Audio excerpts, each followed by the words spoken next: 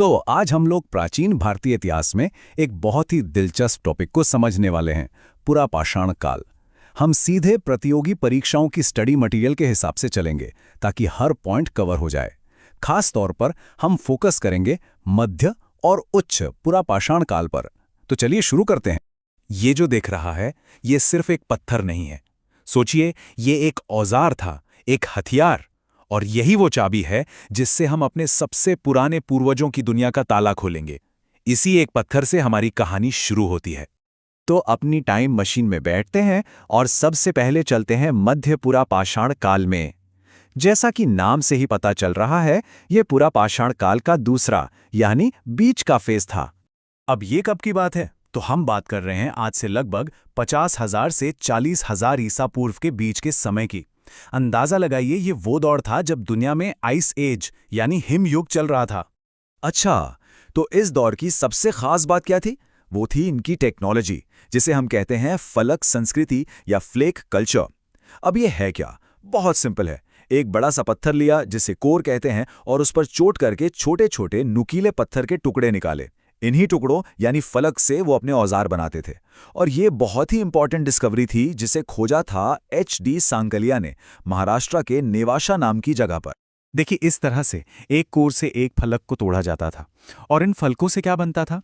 तो उस समय के मेन टूल्स थे पॉइंट, मतलब भेदक, जो शायद भाले की नोक जैसा काम करता होगा, और दूसरा था स्क्रैपर यानी खुरचनी। इसका इस्तेमाल शायद जानवरों की खाल साफ करने या फिर पेड़ों की छाल निकालने के लिए होता होगा। ठीक है, औजारों की बात तो हो गई, पर ये लोग रहते कहाँ थे? इनका लाइफस्टाइल कैसा था? आइए अब जरा इस पर नजर डालते हैं। ऐसा नहीं है कि ये लोग सिर्फ एक ही जगह पर थे। इनके सबूत हमें पूरे भारत में मिलते हैं। देखिए, हिमाचल की सिरस नदी के पास, उत्तर प्रदेश की मशहूर बेलन नदी घाटी में, झारखंड के सिंहभूम में, और हाँ, महाराष्ट्र में नेवासा और चिरकी जैसी जगहों पर भी इनके होने के पक्के सबूत मिले हैं। तो इनका जीवन कैसा था? एकदम सिंपल। ये थे हंटर गैदरर्स, मतलब शिकारी और संग्राहक। खाने की तलाश में एक जगह से दूसरी जगह घूमते रहते थे, जिसे हम नोमैडिक लाइफस्टाइल कहते हैं। और एक बहुत ही गहरी बात नोट्स में लिखी है कि वो उपभोक्ता नहीं थे। इसका मतलब क्या है? इसका मतलब है कि वो प्रकृति से सिर्फ उतना ही लेते थे जितनी जरूरत थी। जमाखोरी या बर्बादी का कोई कॉन्सेप्ट ही नहीं था। और हां, एक और जरूरी बात, आग का इस्तेमाल करना इन्होंने अभी तक सीखा नहीं था। चलिए अब मध्य पुरापाषाण काल से आगे बढ़ते हैं। अब हम आ पहुंचे हैं पुरापाषाण काल के आखिरी और सबसे एडवांस स्टेज में, जिसे कहते हैं दी अपर पैलेलियोथिक एज या उच्च पुरापाषाण काल।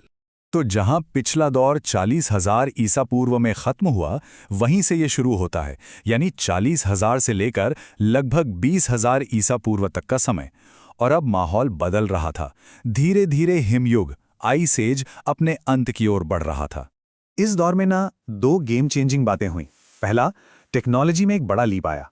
अब फ्लिंट यानी चकमक पत्थर का इस्तेमाल होने लगा और ब्लेड संस्कृति का जन्म हुआ। मतलब अब लंबे, पतले और ज्यादा शार्प औजार बनने लगे। और दूसरा, और ये सबसे बड़ा बदलाव था, अब सीन में एंट्री होती है आधुनिक मानव की, यानी हम, होमो सैपियंस। और जैसे ही होमो सैपियंस आए, चीजें बदल गईं। पहली बार इंसान ने कला को जन्म दिया, और इसका सबसे शानदार, सबसे जबरदस्त उदाहरण मिलता है भीमबेटका की गुफाओं में। इन दीवारों पर बनी पेंटिंग्स में हमें उनकी पूरी दुनिया दिखती है। शिकार करते हुए लोग, नाचते गाते हुए लोग, उनकी पूरी डेली लाइफ इन चट्टानों पर आज भी जिंदा है। और ये सिर्फ रिकॉर्डिंग नहीं थी, जैसा कि हमारे नोट्स कहते हैं, ये मानव की पर्सनल इंटरेस्ट थी। सोचिए, पहली बार इंसान सिर्फ जीने के लिए नहीं, बल्कि अपने अंदर के भावों को, अपनी क्रिएटिविटी को बाहर निकाल रहा था। सेल्फ एक्सप्रेशन का ये पहला सबूत था। इस दौर की इंपॉर्टेंट साइट्स भी पूरे भारत में फैली हैं, और यहां से कुछ कमाल की चीजें मिली हैं। जैसे उत्तर प्रदेश की बेलन घाटी में लोहंदा नाला से हड्डी से बनी एक देवी की मूर्ति मिली है। ये भारत में आर्ट का सबसे पुराना सैंपल हो सकता है। और महाराष्ट्र के पाटने से शुतुरमुर्ग के अंडे के छिलके मिले हैं। और खास बात यह है कि इन पर शायद नक्काशी या चित्रकारी भी की गई थी। तो उच्च पुरापाषाण काल के साथ ही पाषाण युग का एक बड़ा चैप्टर खत्म होता है। लेकिन कहानी यहां खत्म नहीं होती, बल्कि एक नए युग की तरफ मुड़ती है। तो चलिए देखते हैं कि ये ट्रांजिशन, ये बदलाव कैसे हुआ। सबसे बड़ा फैक्टर था क्लाइमेट चेंज। आइस एज खत्म हो रहा था, धरती गर्म हो रही थी, और जब माहौल बदला तो जीने का तरीका भी बदला, और इसका सीधा असर पड़ा औजारों पर। अब बड़े बड़े भारी भरकम पत्थरों की जरूरत नहीं थी, उनकी जगह ले ली छोटे, नुकीले और बहुत ही एफिशिएंट टूल्स ने, जिन्हें हम माइक्रोलिथ कहते हैं। ये एक तरह से टेक्नोलॉजी अपग्रेड था।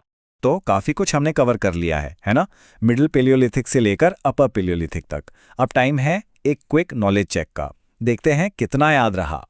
पहला सवाल स्क्रीन पर है भीमबेटका, जो एक बहुत ही फेमस पेलियोलिथिक साइट है, भारत के कौन से राज्य में है?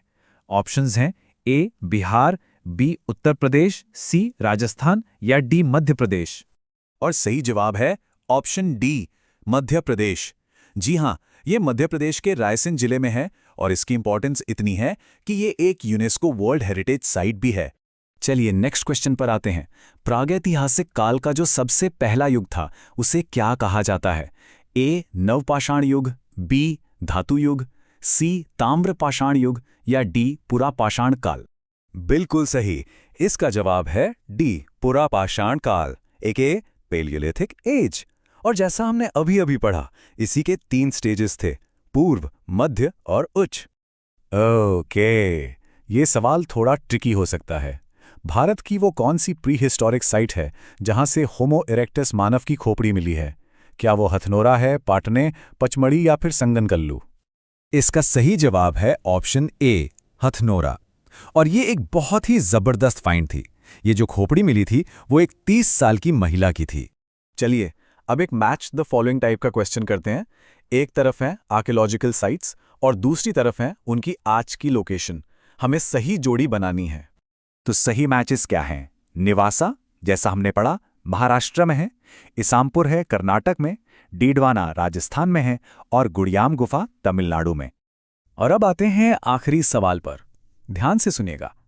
भारत में मध्यपाषाण काल के कॉन्टेक्स्ट में हड्डी से बने आभूषण कहाँ से मिले हैं? अब यहाँ एक कैच है। सवाल पूछ रहा है मध्यपाषाण काल के बारे में, राइट? लेकिन जो सबसे फेमस हड्डी से बनी चीज हमने पढ़ी, वो देवी की मूर्ति, वो असल में उच्च पुरापाषाण काल की थी। याद है ना, जो बेलन घाटी के लोहंदा नाला में मिली थी। तो एग्जाम के लिए ये बारीक सा फर्क याद रखना बहुत जरूरी है।